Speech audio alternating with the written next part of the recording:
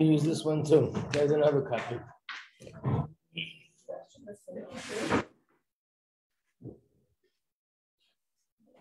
Okay, I didn't plan it this way, but it turns out to be today's Rosh Chodesh, and this mimer it begins with the words, let's understand what is Rosh Chodesh, meaning what is Rosh Chodesh according to Chassidus.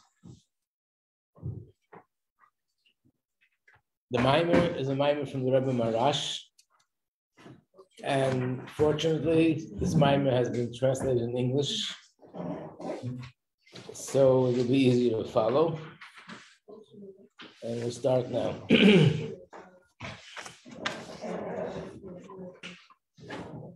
Is that an extra one? Yeah. So, what? No, if we can use it. It's made for reading, yes. Yeah. It's for that purpose.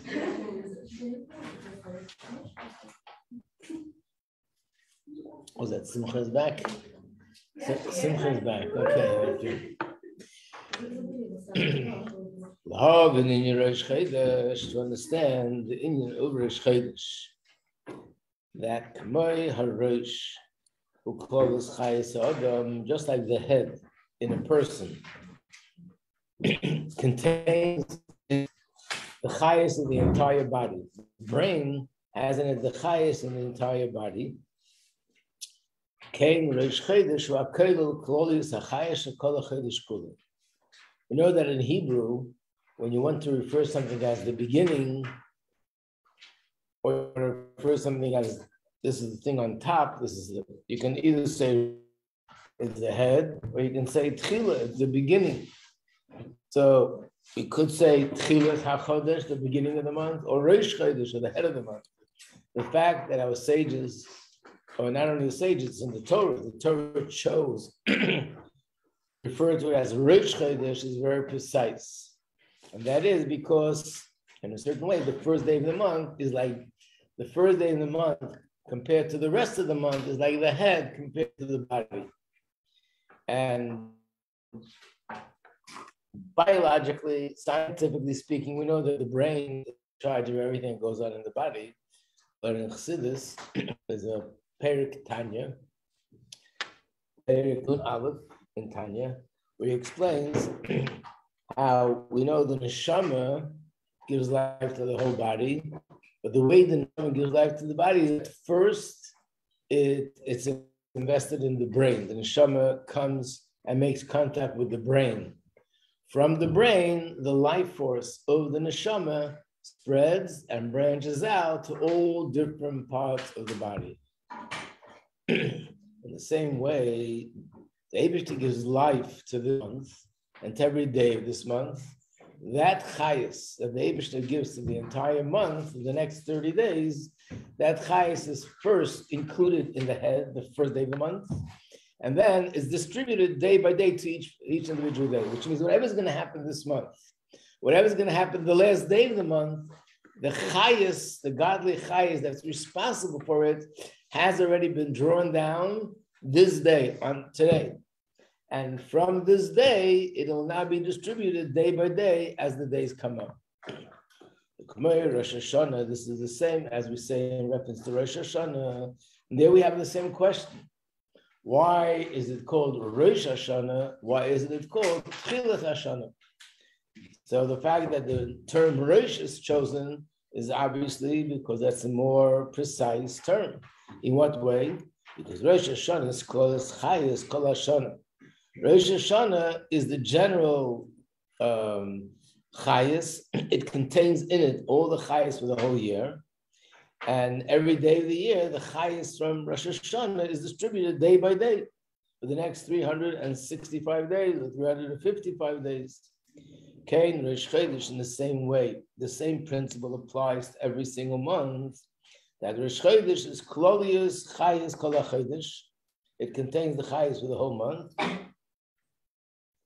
Shekol Chayes Klolius Shal Shloshim Yom V'Tzarech Lehavin Inyan. We have to understand what that means.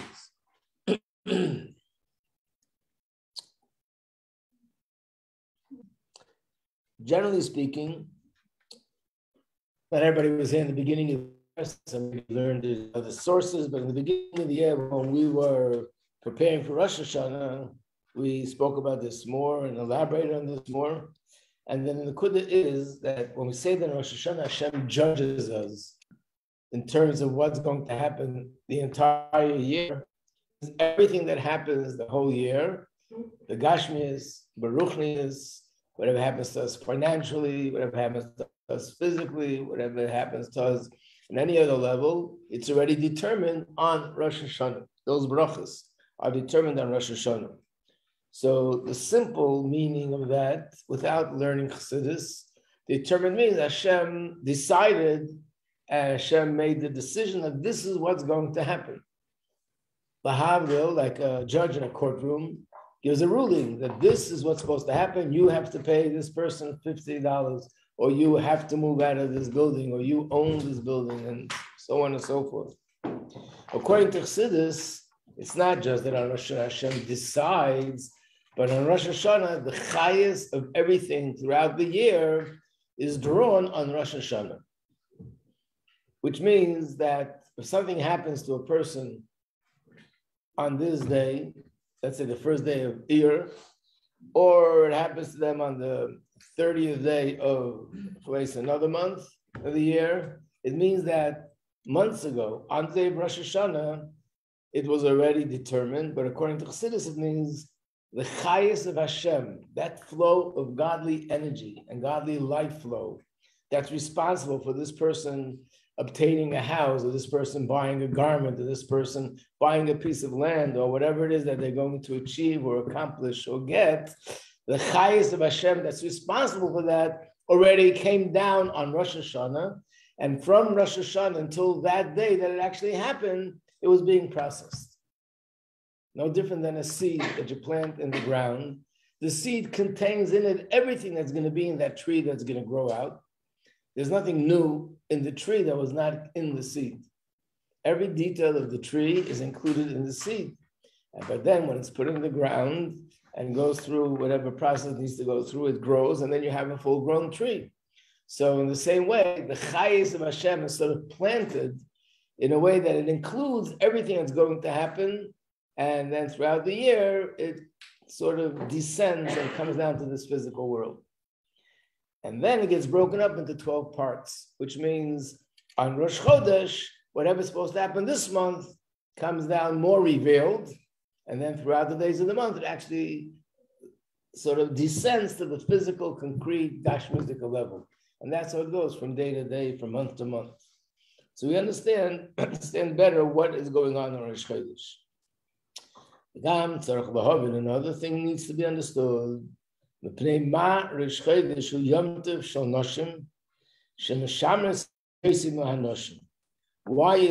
Chodesh considered a yontif for women? That they shouldn't do work, which women usually do, like sewing or other things, domestic things that women do, that you don't do it on Rosh Chodesh. And in fact, for women, the day Rosh Chodesh is more of a yontif than for men. Rosh Chodesh is a yontif for everybody. We don't say tachlon, we say halal, we do different things, but the fact that a malacha, certain malachas are prohibited for a woman means it's more of a yontif for a woman than it is for a man. So the reason is, when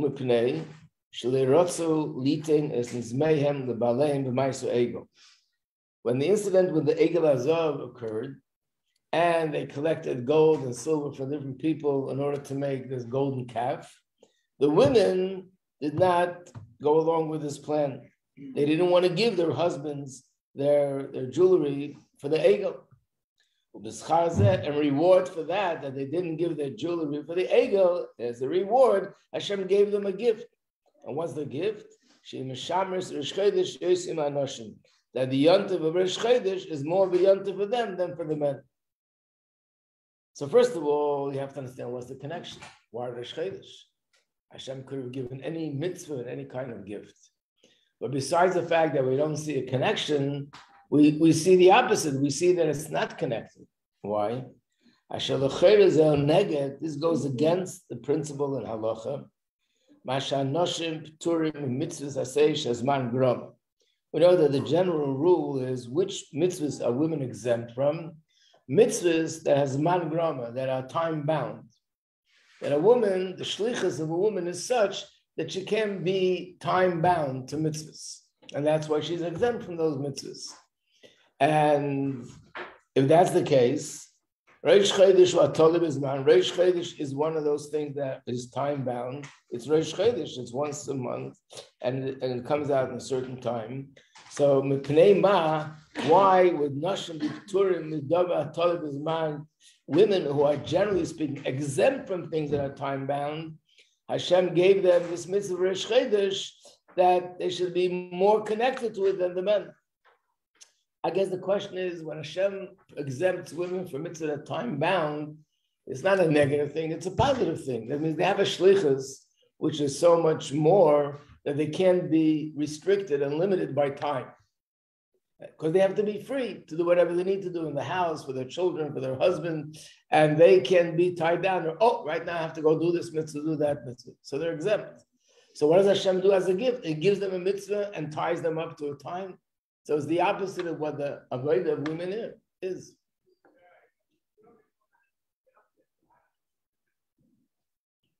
The next paragraph is a question that could come up, and that is that maybe Rosh Chodesh is not time bound. Why not? It's always this, this and this day of the month. No, so he says the following in the parentheses.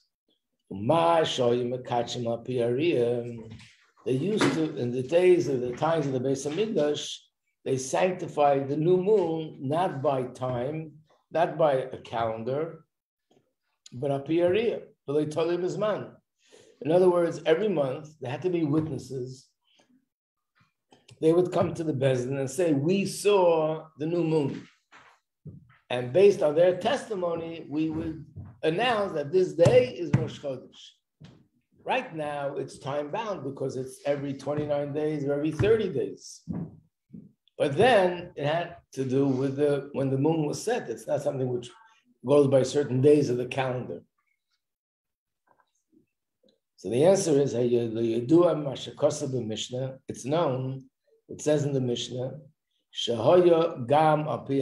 even then, they also made the accounting according to the cheshbon of the time. That in this time, that's when there is a new moon. And the fact that witnesses had to come, that they saw the moon, was an additional thing. So even then, it was really also calculated by time, but it was an additional thing that the witnesses have to come. So therefore, we can say that Rosh Chodesh, even though in those days it wasn't considered Rosh Chodesh until the witnesses made their testimony, nevertheless, basically it's a time-bound mitzvah. Now, surely, we don't go by the other method, waiting for the witnesses to testify, because now in the time without the Beis Hamikdash, we don't do that. So everything is according to calculations of time.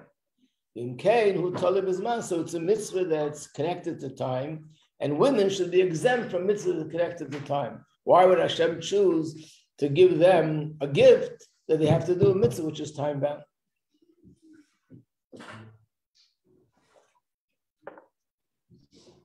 Yuvan, in order to understand this, we'll understand the behegdim first prefacing Chlolius Inyan Ma'isa Egel. Let's have a better understanding what happened with the Egel Hazav. The Yidden committed a sin, and we know that this is considered one of the greatest sins of history, to the extent that with everything we went through and everything that happened, it says that the Yidden never really paid their dues for this sin because it was so severe. And whenever there's any kind of punishment, Hashem sort of distributed it, that he didn't give it at once because it would be too severe. So anytime something happens for some other reason, Hashem also adds that we have to be refined and we have to be cleansed from this particular sin.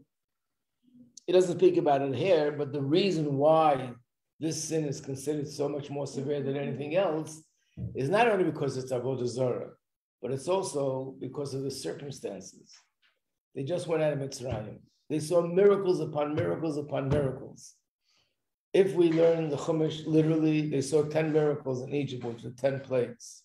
When you read the Haggadah, which brings from the Gemara, that there weren't really 10, one opinion says there were 40 miracles, and one opinion says there were 50 miracles.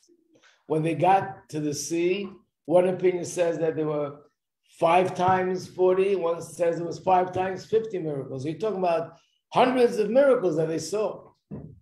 And the mere fact that they went out of Mitzrayim, they suffered there for 210 years, and the miracle of going out of Egypt in itself was the biggest miracle. And then they saw the miracle of splitting of the sea. And then they saw with their own eyes the whole experience of Matan Torah. Hashem himself spoke to them. And right after that, to go and worship idols, that's why it's considered such a severe sin. Like the Gemara uses the analogy of a woman that would commit adultery right after the chuppah. That's what it was. They just got married. They just had established a relation with Hashem. And then they go ahead and do something like this. So there's a question here. The question is, what happened then, based on what we learned in Rashi and Chumash, comes from Gemara, She'amru ha'erev Rav. The Erev Rav were the group of people that went out of Egypt. They were accustomed to these things from Egypt. So they said to the Yidden, these are the words in the Chumash. When they saw that Moshe is being delayed, he said to them, I'm going up to Shemayim. I'm going to be away for 40 days and 40 nights. And they saw that he's not coming back. And what does it mean, Beishesh? The word Beishesh, which means delayed, can also be interpreted as Bashesh. The 6th hour came and he didn't show up. Which means, according to their calculations, by now he should have been back. So when they saw that, they said to the Yidden, look, Moshe Rabbeinu is not coming back. We need a replacement. And they convinced them, Sheyaso Egel. And even though it doesn't make any sense, but Hitzliach Maisa Satan, the Satan got involved and did different things, and through that they were successful. The Yidden made this golden cap, and they said, Eila Lakecha Yisrael, these are the words. This is your God, Israel, Asher Luchem et Mitzrayim, the God that took you out of Egypt. This cow, this golden cap took you out of Egypt. This is like shocking. How could you say such a thing? Koshkin al Dur Deya. It says, where's the source for this? Maybe it's in the Zohar, maybe it's in the Medrash. They probably have it down here on the bottom. Oh yeah, Dur Deya, special title, rabbinic literature. So I guess it's in Gemara. No, actually it's stuck in Zohar. That these people that went out of Mitzrayim, they were called a generation of incredible knowledge. They had a tremendous knowledge because they saw things that no one ever saw. They experienced things that nobody experienced in terms of Hashem. So if they were such great people, how could they even think of such a thing? This golden calf, that's a daimim, that's actually gold, which means it's inanimate. Gashmi is physical, is their God that took them out of Egypt. Shachush makhisha kulam, their own personal experience that should deny this kind of nonsense. Kulam ra, they all saw with their eyes that this golden calf didn't exist when they went out of Egypt. They just created it. If Moshe would have come before, there wouldn't even be any place for the Erev Rav to say to the Yidden and to convince them, it's only because they made a mistake in the calculation. It was Yom HaMu'unan, it was a cloudy day, and because of that, they thought that he was late. Really, he wasn't even late. That gave room for the Erev Rav to convince them, and the Satan helped do things. It says in Rashi that it got very dark, and the Satan projected an image in Shemayim as if Moshe is in a bed, and the angels are carrying him. So that helped them think that he really died. It wasn't true. It was just an image that he projected. So basically, the Satan helped along, and at the end, the Jews believed it.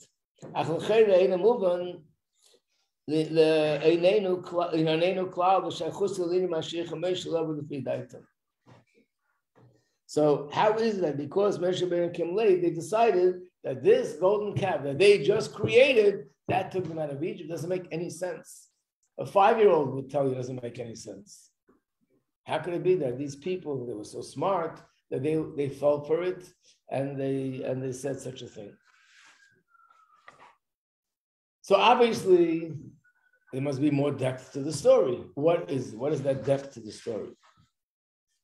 So now we're going to Oz Beis, page 28, 29.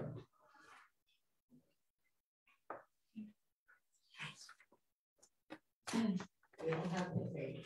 Yeah. I thought it's on the page. You don't have the page. Here it is. Yeah, some of you have the whole booklet, but those who have sheets, here are the sheets. Sorry.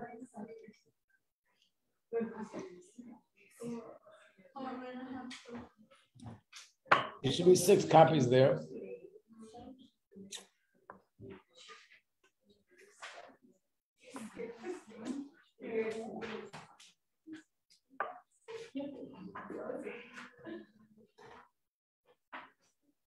Inyan, so the Inyan is Kine Ikerta. Let's go back to Pari. Let's understand, after all, the reason why these people convinced the Yidden, because they themselves believe that. Why do they believe it? Because they were Egyptians. So let's understand better the Egyptian culture and their perspective. Where were they coming from? So we know that Pari, when Moshe Rabbeinu came to Pari, and he said, I have a message to you from the Eivishter. The Eivishter said to let the Bnei Yisrael out of Mitzrayim. So what did Pari say? Mi Havaya, who is this God? I should ask from Bekele. I should listen to him. Lo Yadaiti Havaya. I don't recognize Hashem. And therefore, Lo Yashalach Es Yisrael. In other words, being that I don't recognize him, I don't have to submit myself to him. Who is he to have to listen to? There's a famous medrash where the medrash says that Paro had a book that had all the names of every kind of idol that exists, all the Avodah Zarahs in the Avodah Zarah club. He opened this book and did page by page, and he didn't find Hashem's name there. I said, I don't know what you're talking about. I went through the whole book and all the other pages, I can't find them anywhere. So the medrash says it's like a mashal of a person who's looking for someone who's a kohen.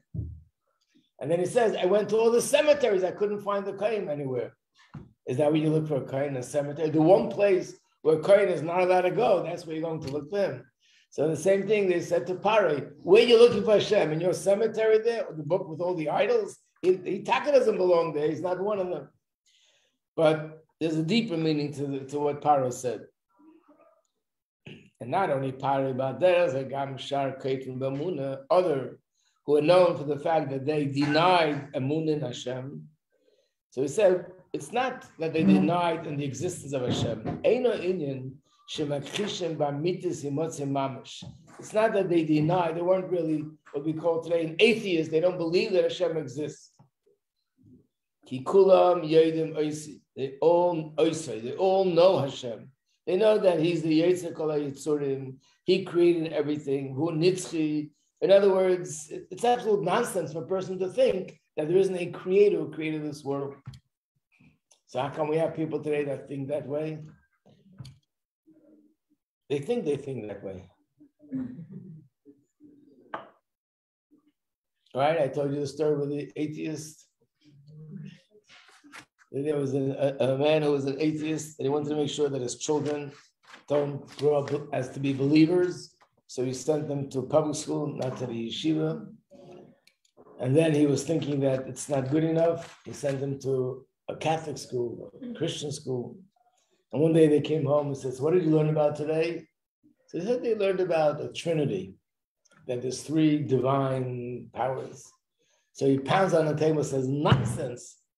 There's one God, and we don't believe believe in him.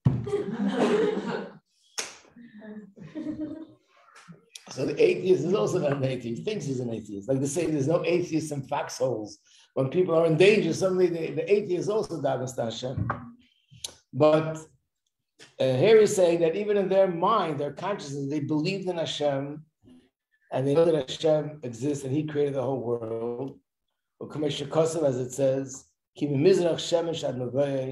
the sun. We see how the sun goes from the east, from the south. Gadol Shmi Bagoyim V'chol Mokem Mukter. That even the nations of the world recognize the greatness of Hashem's name. So what do they say? Our sages refer to this as Korole Elokod Elokayim. They refer to Hashem as He's the God of all the gods. Like it says,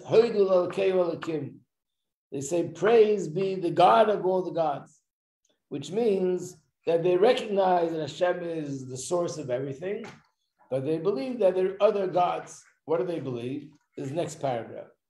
Inyan Tosam, who what they believe is, they say, there's a pasuk. Ozav Havayes Ha'oraz Biyada Mazolas V'Sorim El Yonim.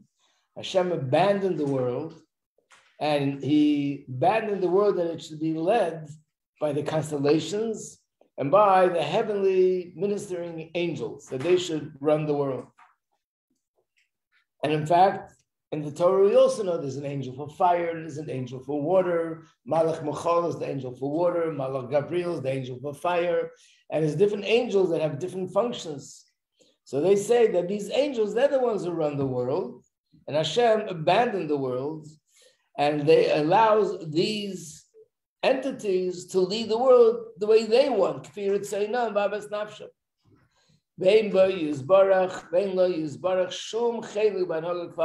Hashem doesn't get involved at all in how the world runs. Why? What's the logic behind it? He is so much higher. He's so much more removed. He's so abstract and so infinite, higher than this physical, gashmistical world. And what goes on in this physical world, this would actually be something that would be degrading for Hashem, to say that Hashem is engaging with this physical world and even thinks about the world, how to run things.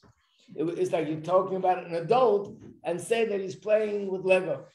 Oh, by the way, it's not a lot of adults play with Lego. Let's think of a better marshal.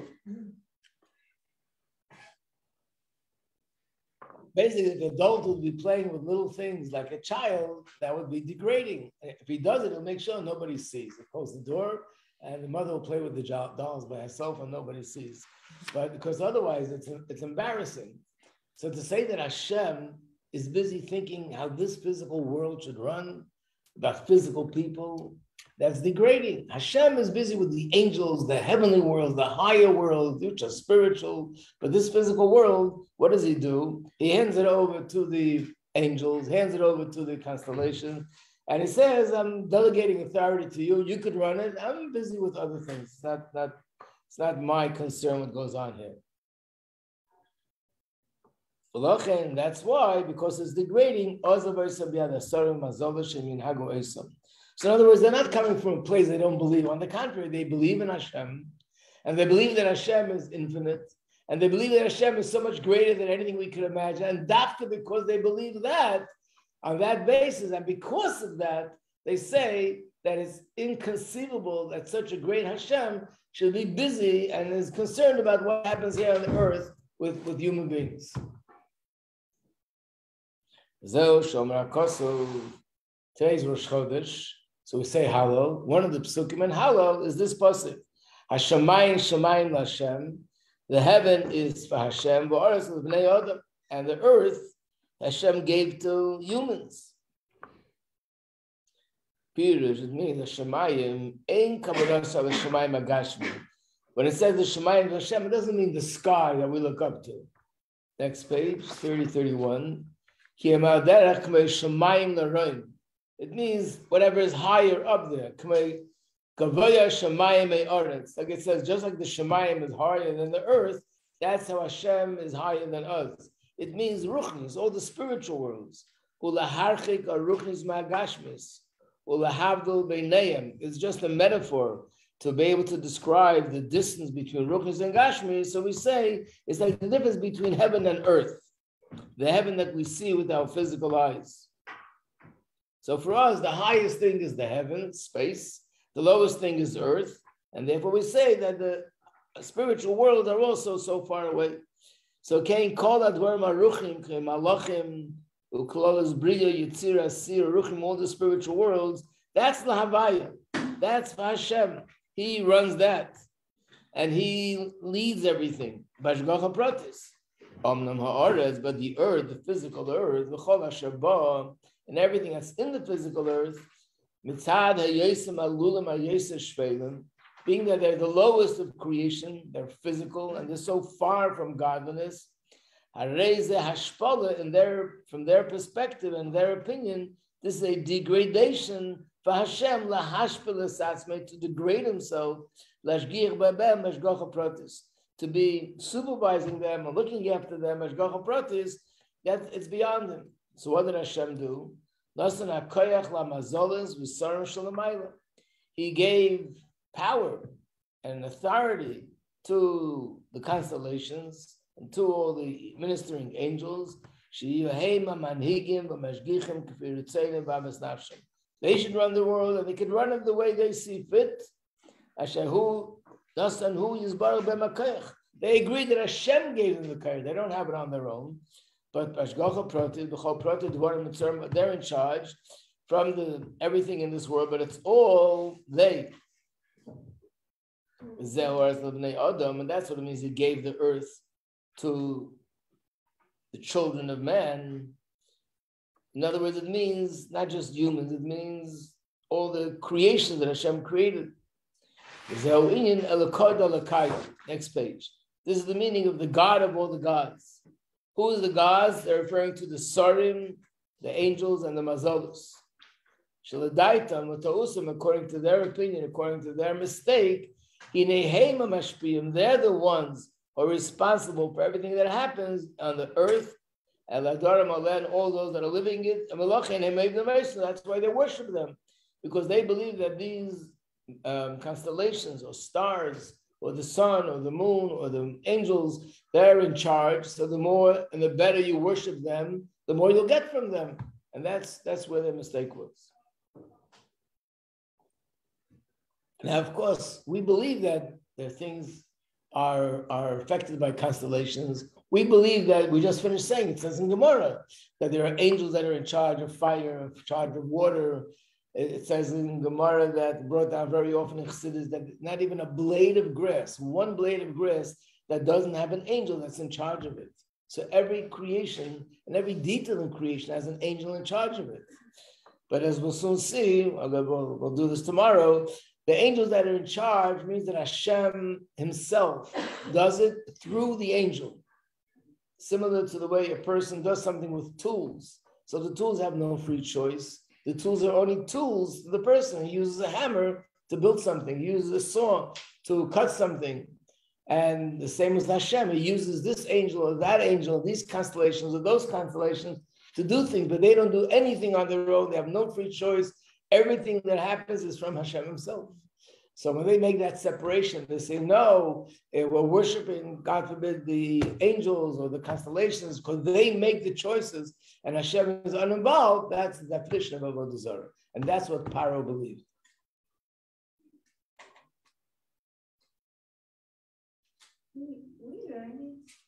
We learned something.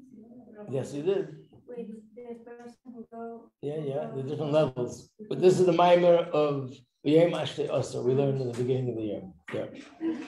But here it's going to go into it a little bit from a different angle. And specifically, it explains how it's Nageya, the difference between men and women in this Inyan of Amunah. Yeah. The same Mamar will learn from Rebbe Maharash, human faith. We'll learn it, right? This Mamar? Yeah. We didn't learn it this year, no. Very good. We are good students. No, we learned the Mamar of Yom Ashtei Asar. That's the Mamar from the Rebbe that has in a lot of these details in the beginning. Yeah. Did we finish this Mamar? What? We finished that mimer, yeah. No, this one. Because I have notes on this one. You have notes on this mimer? Yeah. I don't know if we ever like went. You're saying we learned this mimer? Yeah.